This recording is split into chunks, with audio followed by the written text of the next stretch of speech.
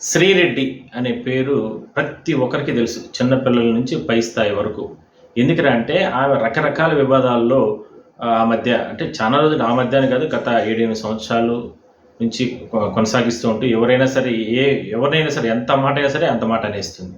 అయితే గత 5 సంవత్సరాల నుంచి కూడా వైసీపీ ప్రభుత్వం అధికారంలోకి వచ్చిన తర్వాత అసలు ఎవరు ఆమెని ఆ స్థాయికి తీసుకొచ్చారో తెలీదు గానీ చంద్రబాబుని, లోకేష్‌ని, పవన్ కళ్యాణ్‌ని లేదంటే బీజేపీ అగ్రనేతల్ని, కేంద్రం నుంచి వచ్చే అగ్రనేతల్ని, పార్టీ నేతల్ని, లేదంటే సినీ ప్రముఖుల్ని ఎవరిని పడితే వాళ్ళని నోటికొచ్చినట్టు మాట్లాడింది.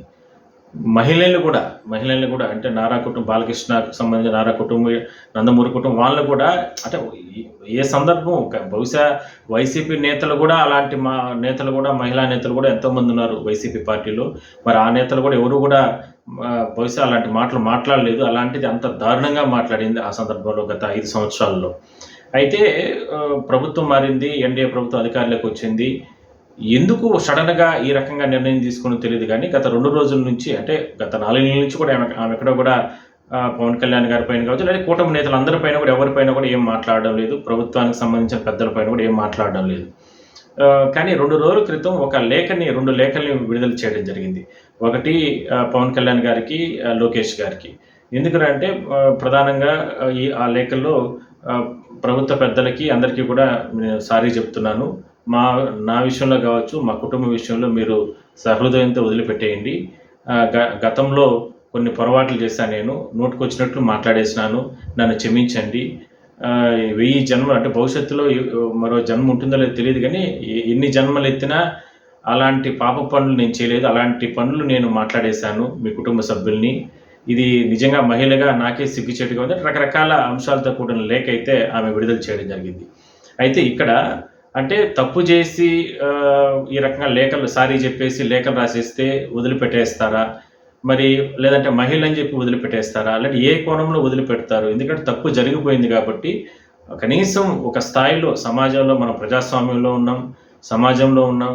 కనీసం చిన్న పిల్లలు లేదంటే పై స్థాయిలో ఉన్న ఎవరు కూడా సహించలేనటువంటి మాటలు అది ఒక మహిళగా ఉండి మనం మాట్లాడొచ్చా అనేటటువంటి ఆలోచన కూడా లేకుండా ఆనాడు చేసిన రకరకాల మాటలతో చెప్పలేనటువంటి అంశాలన్నింటినీ కూడా మాట్లాడడం జరిగింది. వాటన్నిటిపైన కూడా ఇప్పటికే విచారణ జరుగుతుంది. మరి ప్రభుత్వం పెద్దలు మాత్రం ఒకవేళ ఈ లేఖల వల్ల వెనక్కి తొక్కుతారా అంటే అలా తొక్కే అవకాశం కనపడడం లేదు. ఎందుకంటే ఎవరు తప్పు చేసినా వాళ్ళు పనిష్ అవ్వాల్సిందే అనేటటువంటి నినాదం చంద్రబాబు ముందు ఉంటుంది కాబట్టి, ఆయన సిద్ధాంతంగా ఉంటారు కాబట్టి తప్పు చేయకముందు ఆలోచించాలి. తప్పు చేసిన తర్వాత ఏదో సారీ చెప్పేస్తే కుదరదు. కాబట్టి చట్టం తన పని చేసుకుపోతుంది. శిక్ష అనేది అనుభవించాల్సిందే ఖచ్చితంగా. మరి ఆ శిక్ష ఏ విధంగా విధిస్తారు? ఆ శిక్షలు ఇప్పటికీ చాలామందికి వైసీపీ నేతలు అప్పట్లో చేసినటువంటి కామెంట్స్ కారణంగా చాలామంది ఇవాళ జైలు పాలయ్యారు.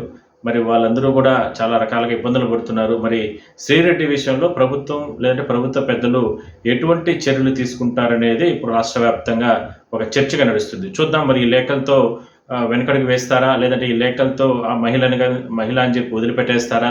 లేదంటే లేదు చట్ట ప్రకారం ఆమెను శిక్షించాల్సిందే, మన ప్రభుత్వం ఆ రకంగానే ముందుకెళ్తుందా? మనం వేచి చూద్దాం.